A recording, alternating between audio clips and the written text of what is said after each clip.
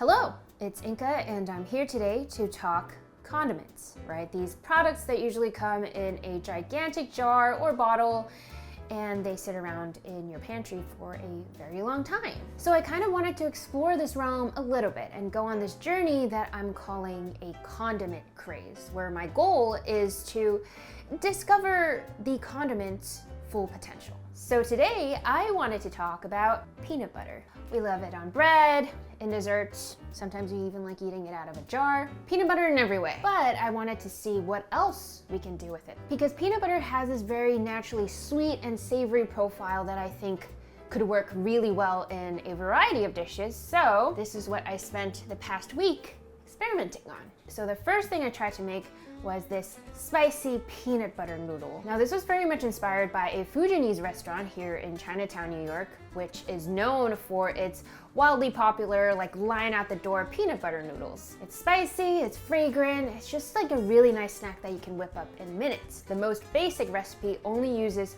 5 ingredients: peanut butter, soy sauce, sesame oil, chili oil, and noodles. The idea is to first make the peanut butter into somewhat of a liquidy sauce, and I'm doing this by adding in some hot water and stirring continuously, which helps thin out its consistency.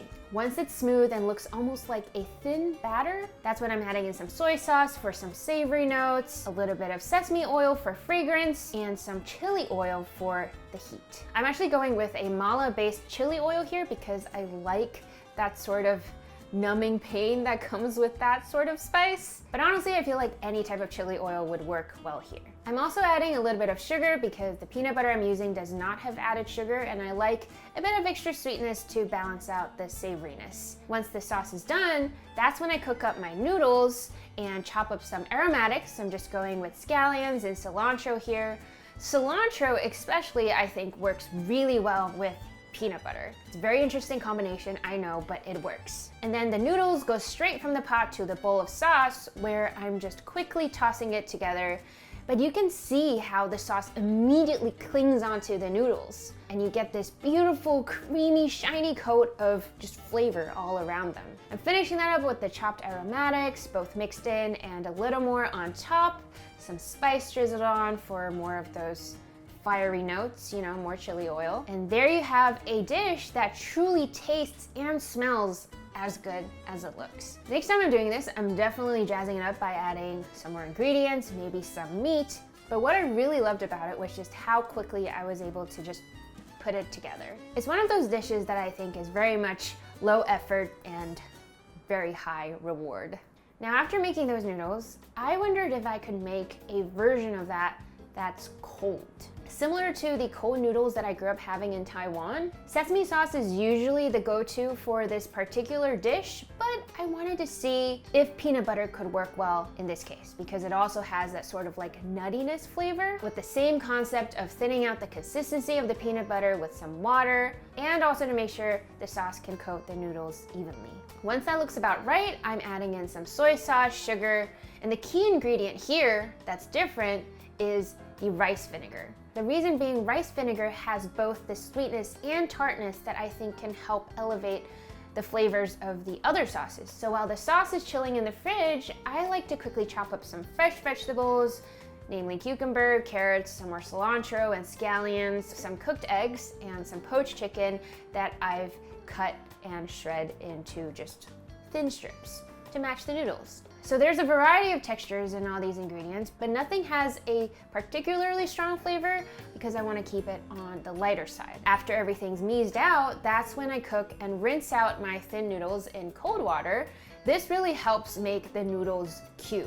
You know, that sort of like bouncy, chewier texture. Cold water baths, you guys. Super important and especially pleasant if you're serving them cold. So once it's time to serve, I'm just plating all the chopped ingredients on top of my cold noodles, all those colors coming together, and then finishing it off by drizzling the sauce right on the very top, right in the middle. The thing is, even though this sauce seems very similar to the first noodle sauce we made, the taste is very different. Mostly because the acidity of the vinegar really helps cut through that like heavy creaminess of the peanut butter. So what you end up with is something very refreshing and light. It's almost like a salad dressing, and I feel like you could actually enjoy this as a salad dressing. And it's just truly perfect for the summer heat. Speaking of sauces, another version of this peanut butter based sauce I made was a type of glaze that I think you can serve with your choice of roasted vegetables. I decided to go with roasted Brussels sprouts because I really enjoy crispy Brussels sprouts. And so the idea here is to cook them and crisp up my Brussels sprouts first. So after I clean them up a bit, slice them in half, I'm coating them with some oil, salt and pepper, and just letting that roast slowly in the oven, face down so that it gets those like beautiful golden brown edges.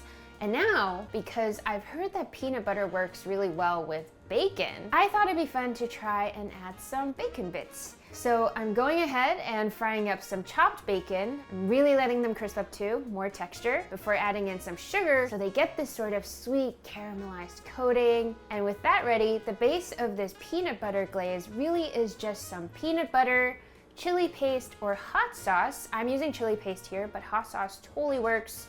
Soy sauce, and maple syrup, or honey, depending on which one you have. So again, there are some similarities here, but this sauce is definitely thicker in consistency and it's on the sweeter side for sure. So using a pastry brush, I'm just brushing a thin layer onto the roasted Brussels sprouts here, and I feel like you could honestly just drizzle it onto if you wanted, but I wanted to make sure that every single Brussels sprout had that coating of flavor, so I ended up actually just doing both. Once it's properly glazed, I'm adding in my bacon bits, finishing it off with some sesame seeds, and now we have what looks like the perfect side dish to your main course. I'm usually a big fan of this sort of like sticky glaze on vegetables, so something like teriyaki. So this glaze actually works in a very similar way. But I will say the sweet and savory flavors really came through with this one.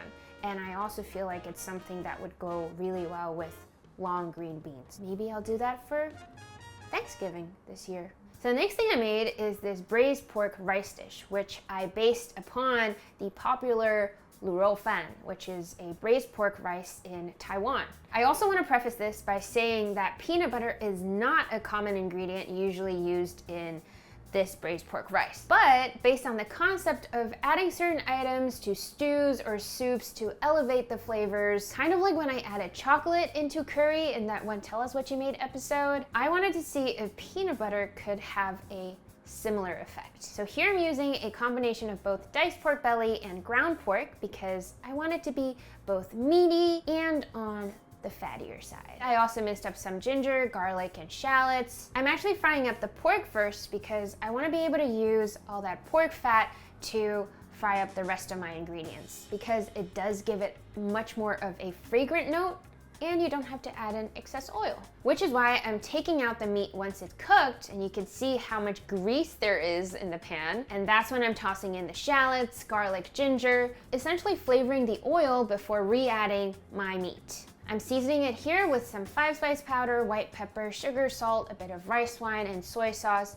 Just very classic Taiwanese flavors. This is also the part where I'm adding in the peanut butter. Just a small tablespoon of it. I'm not trying to make this taste like peanut butter. Similar to how when I add chocolate to curry, I don't want it to taste like chocolate. I want the bitterness of the chocolate. So in this case, I want to add in the nutty flavor of peanut butter. I definitely had to taste and adjust for this part to find the good balance. But once I got it, the next thing was adding in some sugar water, which is pretty much caramelized sugar with hot water. Again, really just to add in some additional sweetness. And then once everything's in the pot, I let it simmer over low heat for around half an hour until I ended up with this beautiful caramelized color on the pork. And you can see that the sauce has pretty much been reduced down to this thick glaze. It is more of a greasier glaze, but let me tell you, it is perfect served up with some freshly cooked rice, some fresh cilantro, and soft boiled egg. I might have been a little heavy-handed, I think, on the soy sauce when I was trying to balance out the peanut butter flavors, so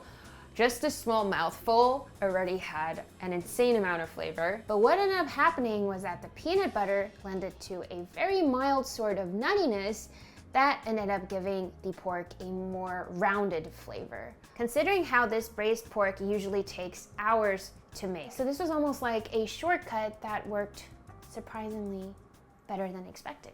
And then for the last dish, of course, I had to make some satay sauce because it is the dish that we associate the most with peanut flavor. So while there's a lot of different ways to make this, I feel like each country does it differently. Most Southeast Asian countries actually use real roasted peanuts in their satay sauce. But again, my mission is to see, can I make a version of this with peanut butter? So the first thing I'm doing is chopping up some chicken thigh into bite-sized pieces since we'll be skewering these in a bit, and I'm aiming for a juicy mouthful with each bite. So they're like pretty generous chunks. I'm also combining them with some chopped onions before marinating it with a bunch of spices like chili, turmeric, spicy curry powder, paprika, cumin, and coriander powder. Also some salt, sugar, and some sesame oil. My idea here is to really flavor the chicken even without the sauce, so maybe it's a bit of an overkill, but I just really enjoy a flavor bomb. So once that's all combined together, I just let it marinate in the fridge for around 2 hours or so. The fun part is putting it on the skewers, which I've already soaked in water so that they don't burn when they're in high heat. I'm ending up here with 3 really giant sticks of chicken. No complaints there, they just turned out bigger than expected. But so because of the length of the skewers and my lack of a grill, I ended up roasting these in the oven instead. So while the chicken's cooking, I'm starting my satay sauce. I'm doing this by combining my peanut butter, spicy curry powder, soy sauce, honey for sweetness, and coconut milk in a saucepan. I actually also added some more onions and some minced garlic. At this point, it's just about slowly heating it up and mixing it just enough until they're well combined, and the sauce ends up having this slightly goopy consistency. You'll also know because your kitchen's going to start smelling incredible. I'm serving this both in a smaller bowl and drizzled all over the chicken skewers because it just looks really indulgent, and this was probably my favorite dish out of all of the ones I've made with peanut butter. I've never made satay sauce at home before. I felt like for some reason I was always too intimidated to do so, but the flavors of coconut, peanut butter, and curry is just such a terrific trio. And I feel like the peanut butter was a really great shortcut for me to be able to achieve a sauce that usually takes a lot longer to make. I have a confession to make. I actually just ended up dipping bread straight into the satay sauce and just scooping it into my mouth. It was that good. And there it is, the 5 things I made with peanut butter. It was a great adventure of discovery for myself, hopefully for you too. So if you have a condiment in mind, let me know so we can explore together. But otherwise, I will see you in the next video.